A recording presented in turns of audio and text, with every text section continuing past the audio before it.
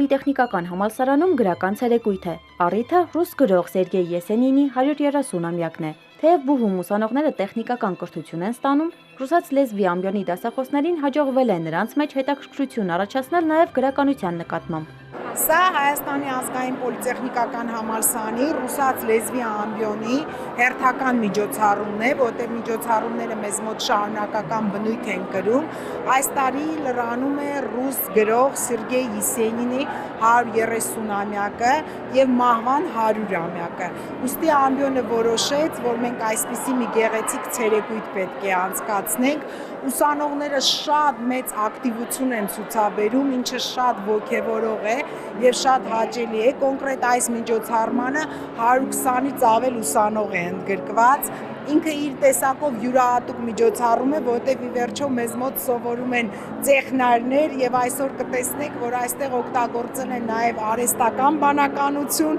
Ուսանողների նախաձեռնությամբ եւ արհեստական բանականության միջոցով միջոցառմանն իր մասնակցությունն ուներ նաեւ Եսենինը։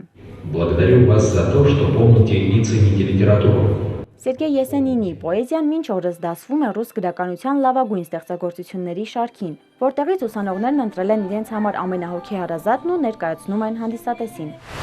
Տեխնիկական բուհում սա մեծ նախադեպ է, քանի որ հիմնականում ուսանողները զբաղված են մաթեմատիկայով, ֆիզիկայով, եւ սա շատ մեծ առիթ է, որպեսզի ուսանողները հաղորդակից լինեն մշակույթին եւ արվեստին, քանի որ մշակույթը եւ արվեստը մեր ազգային ինքնության պահպանման գլխավոր հիմնասյուներն են։ Այսօր Եսենինին նվիրված միջոցառում է այստեղ։ Ես կոնկրետ միջոցառման մեջ բարելու եմ Չայկովսկու կարապելիչից ռուսական բառ եմ բարելու։ Դեռ սեպտեմբերից արդեն գիտեինք, որ միջոցառումը կազմակերպվելու է, արդեն երեխեքը ընտրում էին, թե ինչ բանաստեղծություններ են արտասանելու, ես էլ մտածում եի, թե ինչ բարեմ միջոցառմանը։ Շատ հետաքրքրություն կա մեր մեջ, հենց լեզվի նկատմամբ, ուզում եմ, որ շատ լինեն այսպիսի միջոցառումներ հենց մեր բուհում։ Գրականագետները փաստում են, Սերգեյ Եսենինի ստեղծագործությունները արդիական են բոլոր ժամանակներում, թարգմանվել են տասնյակ լեզուներով եւ շարունակում են սիրվել նաեւ երիտասարդների կողմից։ Ալիսա Մելքոնյան, Հայկ Սուքեսյան, Էպիկենտրոն։